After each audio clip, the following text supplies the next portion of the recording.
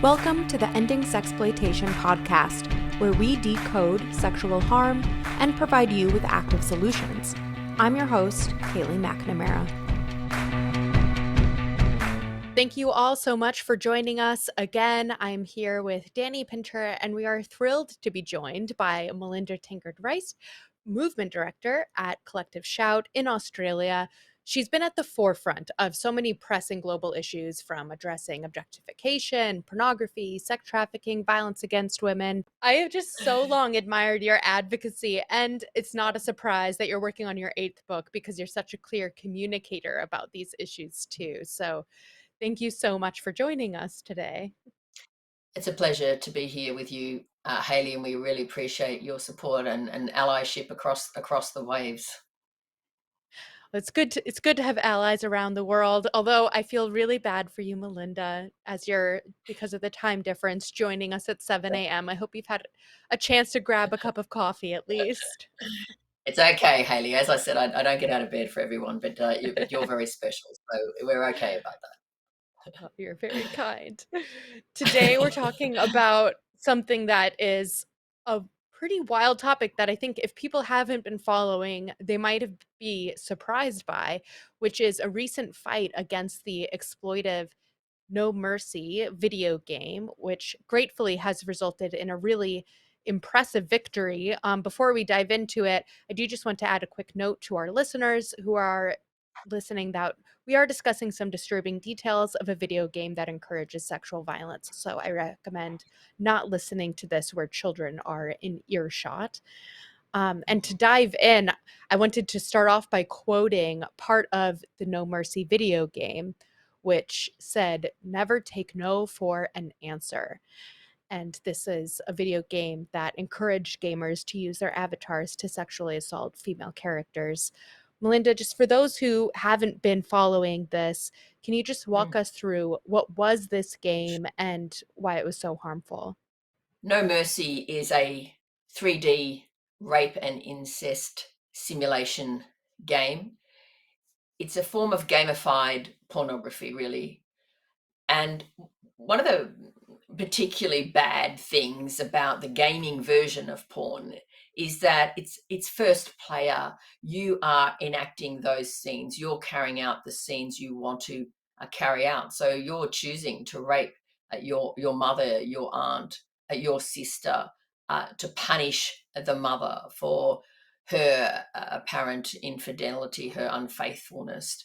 And this is the way that you punish her, by engaging in rape and incest simulation.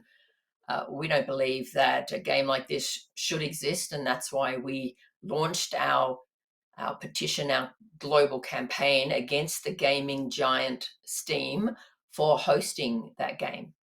Yeah, and it really was just such a horrible story. I don't know, Dani, if you also were able to see what this game was all about, but just as Melinda said, the whole purpose of it, was to have, like you said, gamified rape to sexually abuse the other characters in the video game. Yeah, I mean, I hadn't heard about this till I saw your campaign, Collective Shouts campaign, and Mhm. it was all over Twitter. I mean, it was a very effective campaign. And I mean, a couple observations. One was the photo that was, I guess, like the album cover of the game really encapsulates what you so eloquently said, like gamified porn. It was so clearly a porn themed image, which to me struck me in such a harmful way because the theme is rape and sexual violence, but obviously it's not depicting the reality of that. It's sexualizing that. It's kind of playing into those lies that this is just kind of a kink and a fantasy.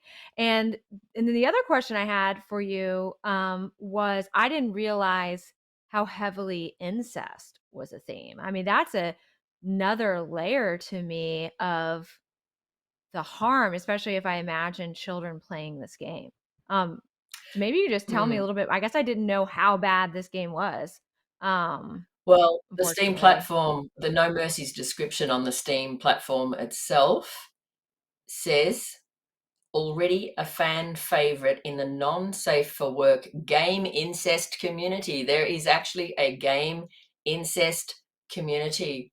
And one of the more disturbing aspects of our campaign is the number of male gamers justifying incest as fantasy, incest as fun. The number of gamers who openly said how much they enjoyed playing this game. They didn't think they'd be really into incest before, but then they realized how much fun it was to play this game. And then they said, oh, I guess I'm just a man after all, Oh my raping god. my raping my virtual mother and my virtual sister.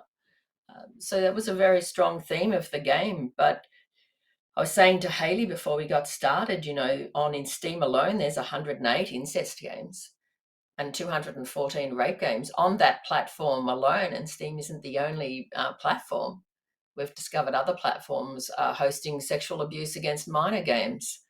So our campaign will continue. But this is abhorrent content, first player abhorrent content where you play the role of a rapist and someone carrying out crimes of violence against your blood relatives, interfamilial family violence, which we know is a huge genre on porn sites.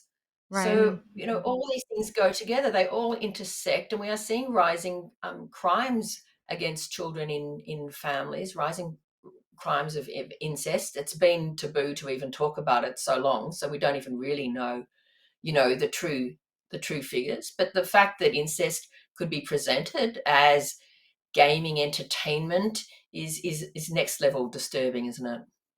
It is, Mm. and that's what I was thinking of is the statistics on interfamiliar violence and just the reality that most or a very large percentage of perpetrators Yes. of sexual violence, particularly against children, are known, right? Known to the victim, family member. And I, Right. I think most people don't realize that, or don't recognize that, or maybe don't talk about it, like you said. So it's hard to imagine that things like this aren't playing into that in real life.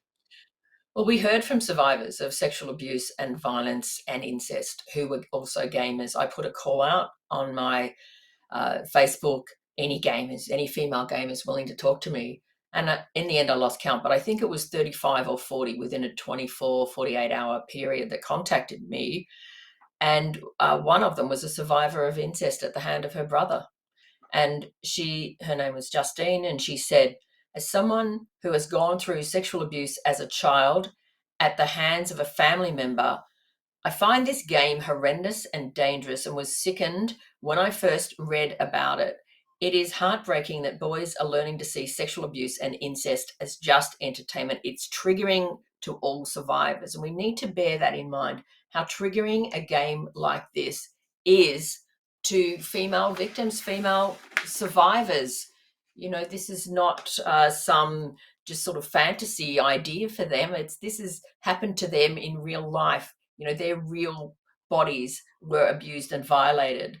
We heard from Ria, who said, I'm a survivor of multiple instances of sexual assault and abuse. As a gamer, I'm surviving sexual abuse, threats, and just plain female shaming all the time. There is such an embedded culture of misogynistic practices, abuse, belittling, and toxicity in the male gaming community. I'm terrified about what behavior that games like No Mercy will produce. Katrina said, as both a sexual assault survivor and female gamer, this makes me feel sick.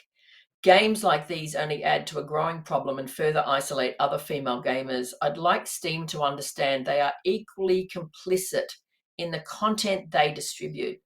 To allow this type of digital abuse makes them equally a perpetrator and a pimp. I thought that was a Mm. brilliant line, perpetrator and a pimp. And so that's what some of the survivors shared with us, how the enactment of rape and assault in games was triggering to them. And bear in mind, the male gamer, the player, gets points for the number of rapes he commits, right? So Wow. you're getting rewarded for rape. Do we want boys to be rewarded I for mean, enacting rape on women and girls? Really? Look at the epidemic of violence against women in my country, in your country. And these games fuel this attitude of entitlement. I can do whatever I want. to women and girls. It plays out in the real world, and there's data, there's evidence to demonstrate that. You know, we're dealing with a crisis of epidemic proportions, and that was one of the reasons that fueled our distress and anger about this game. Even calling it a game sounds all wrong. Like No, rape, and it says game. this is so shocking, and I can't help but think that how desensitizing this is for all of society. It makes me think of that Right. Andrea Dworkin quote, when your rape is entertainment, your worthlessness is complete. How is there ever Absolutely. going to be societal empathy for women and Well, girls of that's my sexual biggest fear abuse Right. for women. when this is Correct. just a porn theme? When this is Yeah. entertainment? Yeah. Um, And even beyond a porn theme into the level of video games, because I think it's important to think about the impact of this on the societal level. Like you said, having this be a form of mainstream entertainment, having rape be treated as a mainstream entertainment is has so many incredibly important effects. And I know sometimes people will say to us, well, at the National Center on Sexual Exploitation, we do civil litigation. We're working on things like public policy. Why would we be talking about a video game? But I think it goes to show the impacts of when sexual violence and abuse is normalized. It also encourages it. Like you said, Dani, it decreases empathy for survivors. And there's data about that, about how entertainment around sexual crimes can decrease empathy for the victims, even in court case settings. And how much does it normalize it for young people? The fact that there are points that you get for raping another person is so disturbing. And I wonder, Melinda, for your thoughts on this idea. I'm sure you guys have gotten the argument, well, it's just entertainment, it's just fantasy. Um, Mhm. how have you all responded to that claim? Well, we're raising a generation of boys who believe they're entitled to do what they want to women and girls. I see it playing out in schools all the time. You know, Collective Shout and a parenting expert and author Maggie Dent just produced this report on sexual harassment of teachers. It's actually broader than that. It's really about the rise of sexual harassment in schools. I just presented at a global conference on porn as a driver of harmful sexual behaviours in schools. The teachers identified porn, they identified social media, they identified malign influences like Andrew Tate et al. As contributing to harmful sexual behaviours, peer on peer abuse at rates never before seen in Australia and globally, little kids acting out sexually on other children. So how does a rape and incest simulator with nothing to stop children accessing it, by the way, no proof of age protections at all. of course not. This is just one more contributing driver to this loss of empathy. Girls tell me every day boys threaten to rape them, send me nudes or I'll rape you. Boys touching, groping them, sexually groaning and moaning in front of them, simulating sex acts in the classroom, outside, in the schoolyard, on the school bus, unsolicited dick pics, threats of violence against girls. So schools have become hostile environments for many girls. It's contributing to a rise in absenteeism in school refusal. So this loss of empathy is a key point, and it's one of my biggest fears of all. And the fact that these men were joking about it, the fact that they were contacting us, making jokes about it, making incest memes, making rape memes and sending them to us. I was being sent images of real murdered women in pools of blood, right? Ugh. This loss of I want to empathy highlight, out of them. and I want to highlight that We're because I raising men could who believe their sexual preferences take precedence over women's basic human rights. And as my colleague Caitlin Roper wrote, men who defend violence against women because it gives them an erection are not qualified to weigh in on what is and is not harmful to women and girls. Go ahead, Denise. Mm. no, I just wanted to highlight so that our audience parses out what you're describing there that you were sent. Can you just expound that again? Because you did this great campaign, which I do want to highlight. the Mhm. Yeah. effectiveness We won the campaign. of We the need to give you campaign. good news. You Exactly. won. And The story with hope. I want to talk about that, but I do want to just Yes. draw attention to what you're saying, which is that when you called out this obviously disturbing game that Yes. you all received harassment. Can you just tell us about that again? I'm sorry I interrupted. I just want to make sure that No, people you're understood right. that. Mm. Oh, of course. Look, this is just normal. We've been abused for 15 years. We've had rape threats and death threats. We've had to call the police in the past. So, this doesn't take us by surprise, sadly, but it does show where we are going. It does show how low we have sunk as a society. So we got multiple threats. You should be put to death for promoting censorship, you Puritan freak. I hope one day I have the opportunity to rid you from this planet. I hate you. Look, the way that we've always looked at this is that if we weren't having an effect, they wouldn't bother, right? So it's the fact that they're so triggered by our campaign against an incest and rape simulation game. It tells you more about them than it does about us, right? But the fact is we have to live amongst these people. They'll say if you don't like the game, don't play it. We have to live in a Mm. world with you. We have to live in a Mhm. world with men who think it's appropriate to play games, not just rape and incest simulation games, as if that's not bad enough. But now we've found a whole trove of games in which you actually abuse a child. You actually first player games where you abuse minors, deliberately abuse minors. And there's many of these games hosted on other platforms. Even Steam rejected some of these Mm. games. Mhm. So, we have to live here too. And a pornified Mhm. world harms all of us, harms every woman and every girl. Every woman and every girl feels besieged, under threat. Girls don't feel safe. And there's global data on this. Girls do not feel safe anywhere. The levels of sexual harassment, the levels of sexual assault, of daily sexual intimidation, sexual bullying. Sexual bullying in schools is huge, of female students and female teachers. And games like No Mercy contribute to that because they sever boys from their humanity. They sever Mm. boys from the kindness, the sweetness, the softness that they're born with. Those of us that have given birth to sons know that they're not normally and naturally cruel and vicious and harsh and want to rape women and children, right? This is learned Mm. socialized behavior. Education doesn't just happen in the classroom. Education happens in the whole culture around our children. And cultures that normalize and allow incest, rape games, child abuse themed games are harmful to all of us as a society, as a civilization. So they don't get a free pass just because we don't play the game. We still have to live in the world that gamified porn creates. And I feel like the threats prove your point. Like Yes. Right? Exhibit You're saying it A. oh, this doesn't impact their behavior, and then they Honestly, continue that way. and then they send rape you can't make threats. it up.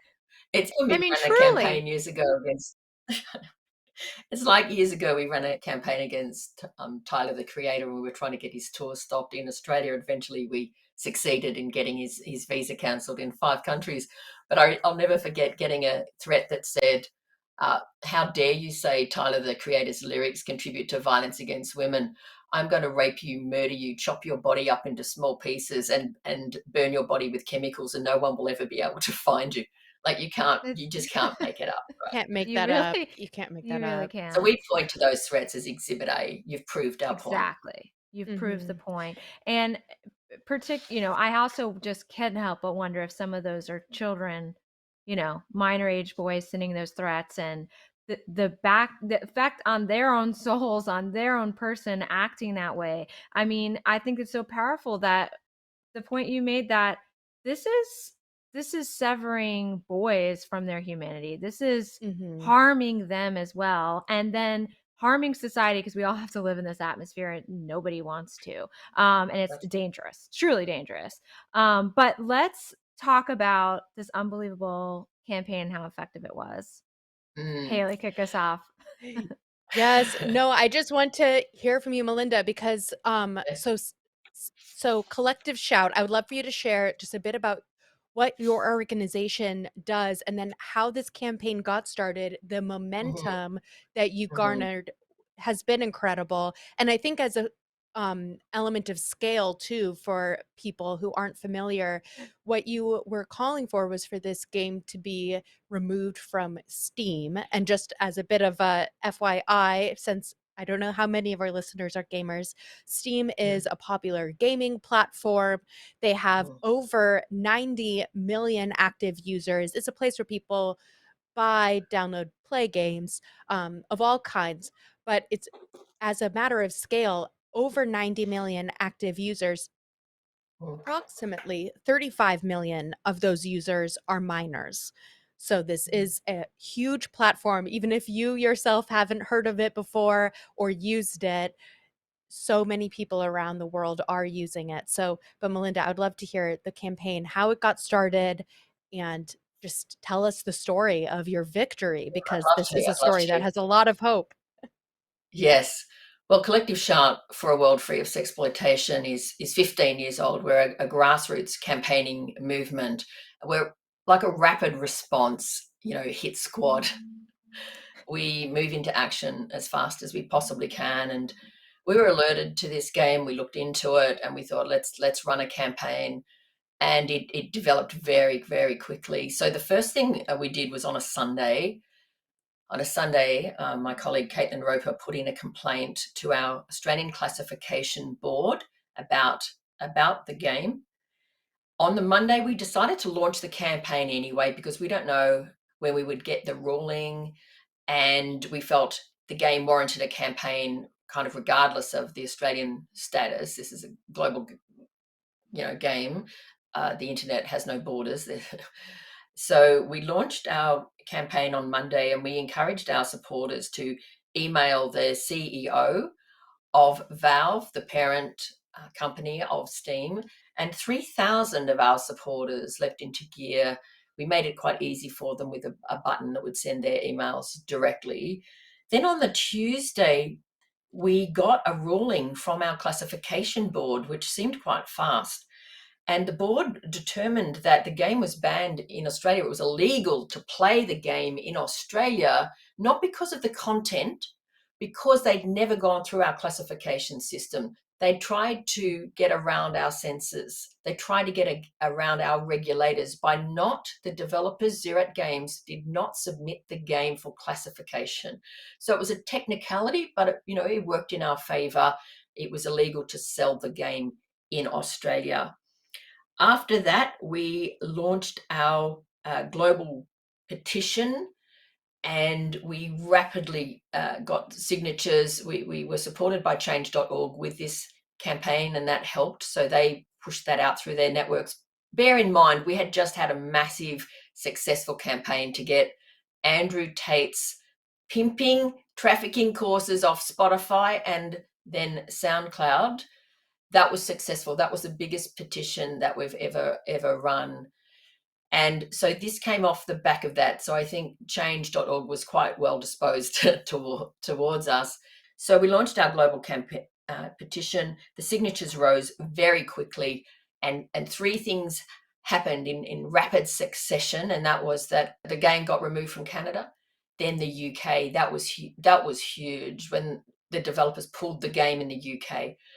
We haven't been able to establish if the game was pulled as a result of an instruction from Ofcom, because we did have government officials speaking out against the game, or if the gaming developers decided to pull it and avoid the pain. We suspect Mm. the latter.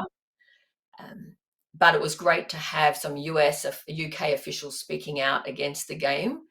And then US as well, the game got pulled in the US. Again, we don't think it was because of any regulatory powers, unfortunately, but we do think that the developer saw what was going on and decided to avoid further pain there. And then after that, it wasn't available anywhere. You couldn't get it Mm. anywhere. And a notification on Steam said this game is no longer available on this platform. So then we declared victory at Incredible. 70,000 signatures after the Wow. game was pulled in those countries. So that all took space from, between, I think it was a Sunday and a Friday. That's What a that's all. week. I mean, that's Wow. the Oh my power of collective gosh. action, right? That's the Mhm, power that's right. of a well-run, targeted campaign, and it does show that people still care. So we do need to take That's right. heart in we're not so debased yet. People still care. Sexual violence inflicted on mothers and children, fortunately, still still has an effect on people who still have a conscience, right? Still have a sense of justice. So we were delighted with the rapid signature collection, and we officially announced victory on the Friday and updated the petition on the Saturday with the victory announcement.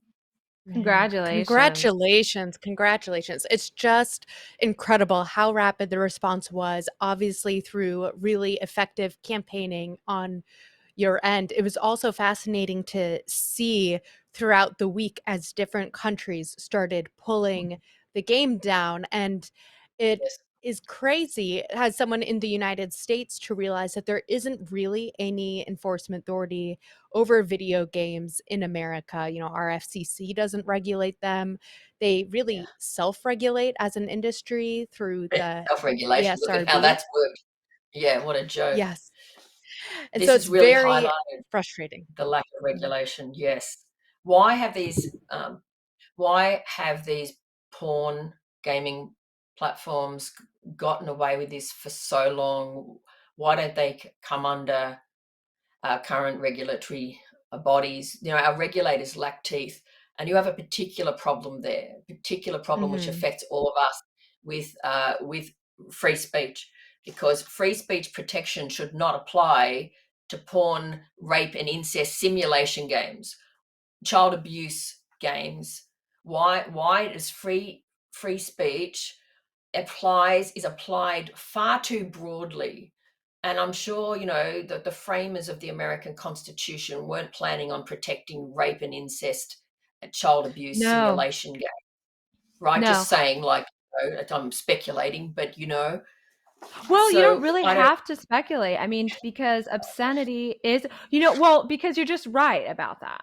You're just right about Yeah, it.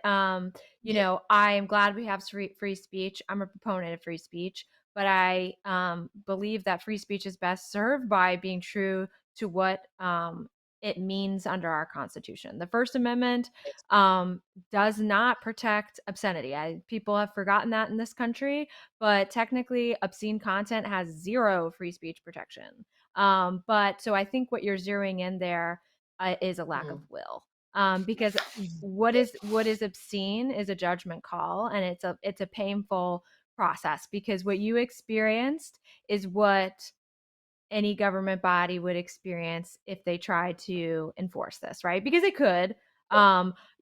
Questions about why isn't there a regulatory body? I think that is interesting to me, and maybe that's a place where we could get somewhere, right? Because we have technically regulatory bodies that govern other modes of entertainment, which are mhm, obviously protected by free speech. So why not the gaming community? But mhm, definitely, it would be a the whoever it was, whether it was a criminal enforcement body or regulatory body, to go after it. They'd have to allege it was obscene, I would imagine, which I think this is.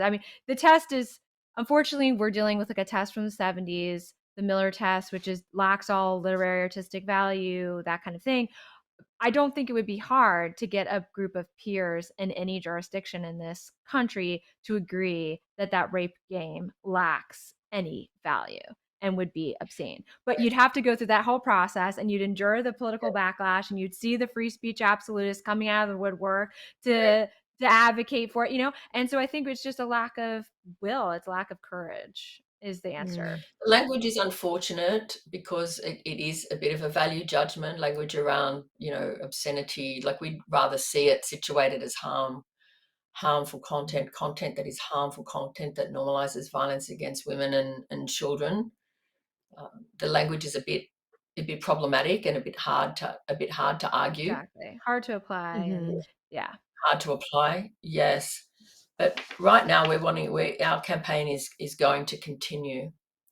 So we've discovered a large number of games promoting sexual violence against minors, and we have discovered this on a platform. And guess who processes the payments and is profiting from this? PayPal. PayPal. Mm. PayPal. Why are you allowing and profiting from facilitating transactions for games that promote violence against women, children, infants? I'd really like to put that question to PayPal today. Why are you Absolutely. allowing it? PayPal. $10 to play rape and incest simulation games, child abuse games. This is the first time you're hearing it here. We are going to go after PayPal for allowing transactions and profiting from the simulated rape and abuse of women and children. Mhm. Well, we support you. What action can we uplift through our networks? Are you doing petition, a letter? What can we activate? Literally, this is just being discussed as we speak. So what we're looking at, probably not another petition. We don't want to give people petition fatigue. We've just had two massive ones in a row.